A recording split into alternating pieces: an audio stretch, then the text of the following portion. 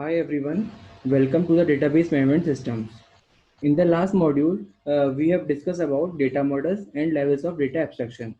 This is the module for DBMS architecture and data independence.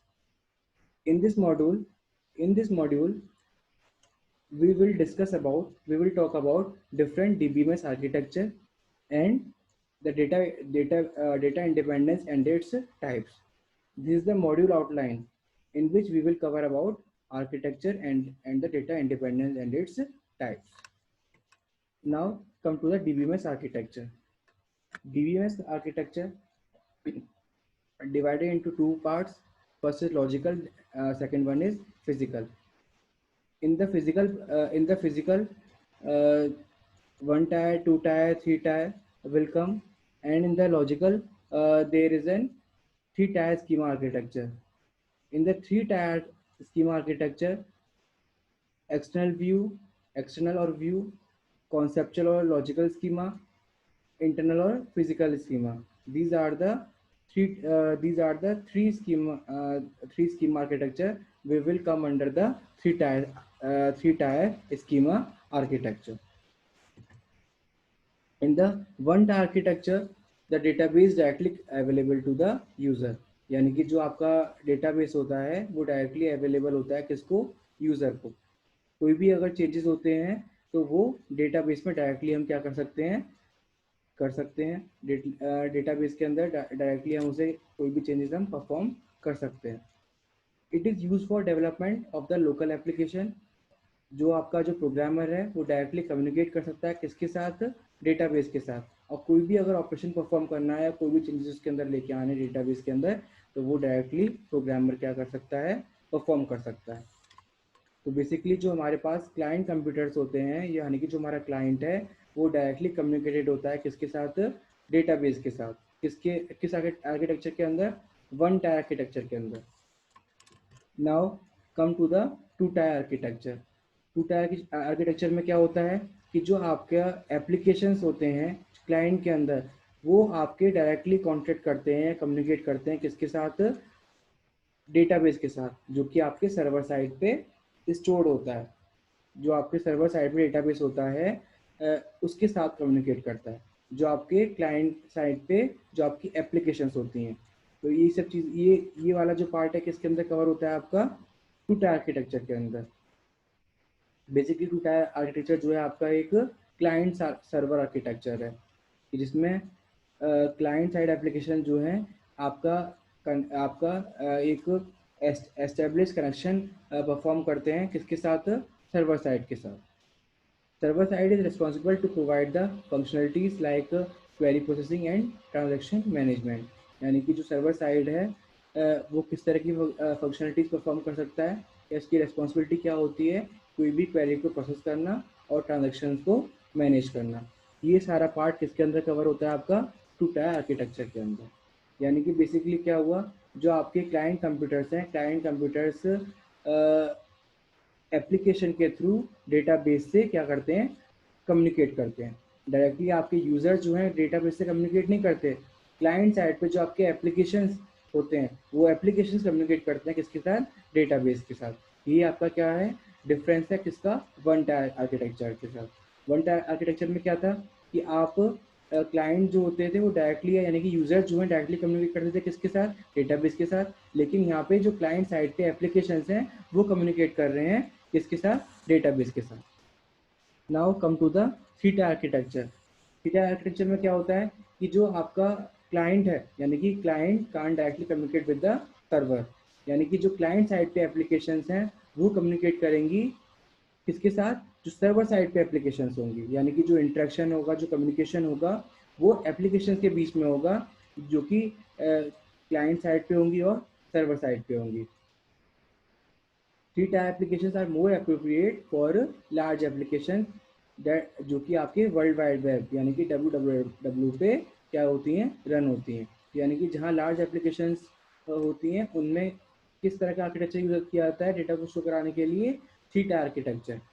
तो basically हमारा अगर हम बात करें कि तीनों में डिफरेंस क्या है, अगर हम बात करें कि जो हमारे वन टायर, टू टायर और थ्री टायर आर्किटेक्चर है इसमें डिफरेंस क्या है, कि वन टायर आर्किटेक्चर आपका क्या होता है कि जो आपका यूज़र होता है वो डायरेक्टली कम्युनिकेट कर सकता है, यानी कि जो क्लाइंट है डायरेक्टली कम्युनिकेट कर सकता है किसके साथ, डेटाबेस के साथ।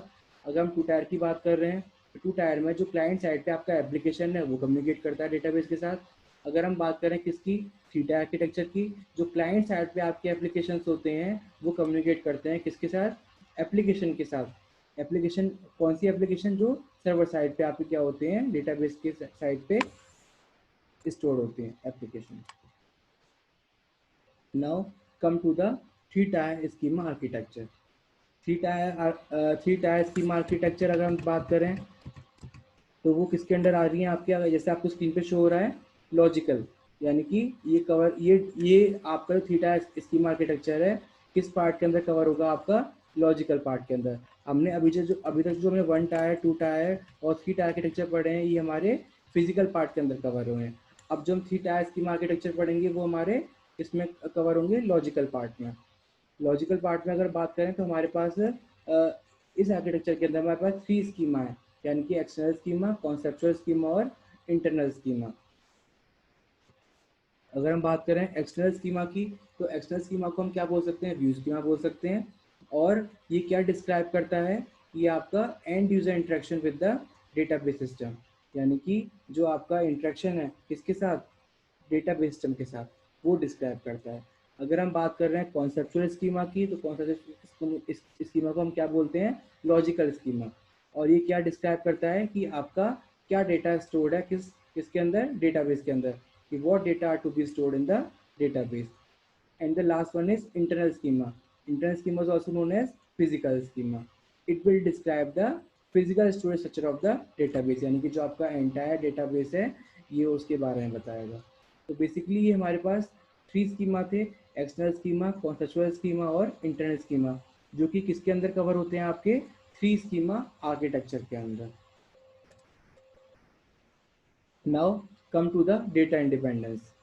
अब डेटा इंडिपेंडेंस क्या होता है, कि data independence refers to the characteristics of being able to modify the schema at one level of the database system without altering the schema at the next higher level। जैसे कि अगर हमने अभी levels पढ़े थे, लास्ट हमने module में पढ़े भी हैं लेवल्स, कि हमारे पास थ्री लेवल्स ऑफ एब्स्ट्रैक्शन थे। कि फर्स्ट इज, अगर हम बात करें हायर लेवल की तो हमारा एक्सटर्नल लेवल था, जो नेक्स्ट हमारा जो था वो कॉन्सेप्चुअल लेवल था, और एक हमारा था फिजिकल लेवल। तो ये हमारे पास क्या थे, डिफरेंट लेवल्स ऑफ एब्स्ट्रैक्शन थे।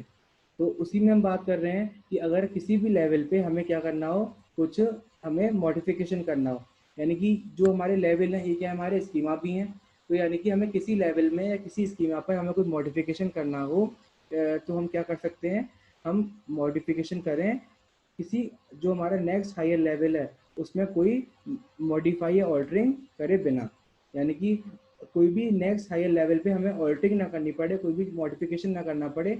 अगर हम किसी भी एक लेवल पे हम क्या करना चाह रहे हो, मॉडिफिकेशन करना चाह रहे हो। जैसे कि अगर हम बात करें किसकी, कॉन्सेप्चुअल लेवल की, अगर हम बात करें फिजिकल लेवल की, तो हमारे पास कितने टाइप्स के डेटा इंडिपेंडेंस है, हमारे पास 2 टाइप के डेटा इंडिपेंडेंस है। First is logical data independence and the last one is, अगर हम बात करें सेकंड वन इज आपका क्या है, आपका फिजिकल डेटा इंडिपेंडेंस। अगर हम लॉजिकल डेटा इंडिपेंडेंस की बात कर रहे हैं, यानी कि इसे हम कैसे डिफाइन कर सकते हैं, कि इसे हम कैसे डिफाइन करें कि हम कॉन्सेप्चुअल स्कीमा में हम क्या करें, यानी कॉन्सेप्चुअल स्कीमा क्या आपका एक लेवल है, यानी कि इस लेवल पे हम कोई भी चेंजेस करना चाह रहे हैं तो हम चेंजेस कर पाएँ without having to change the external schema, यानी कि हमें एक्सटर्नल स्कीमा पे चेंज करने की जरूरत ना पड़े, यानी कि हमें जो उसका नेक्स्ट हायर लेवल है, यानी कॉन्सेप्चुअल स्कीमा का हायर लेवल क्या है, एक्सटर्नल लेवल, यानी कि एक्सटर्नल स्कीमा, तो हम उस पर हमें कोई चेंजेस करने की नीड नहीं होगी, और हम कॉन्सेप्चुअल स्कीमा पे हम क्या कर सकते हैं, चेंजेस कर सकते हैं। तो इस तरह के इंडिपेंडेंस को क्या बोला जाता है, आपका logical data independence. Now come to the physical data independence.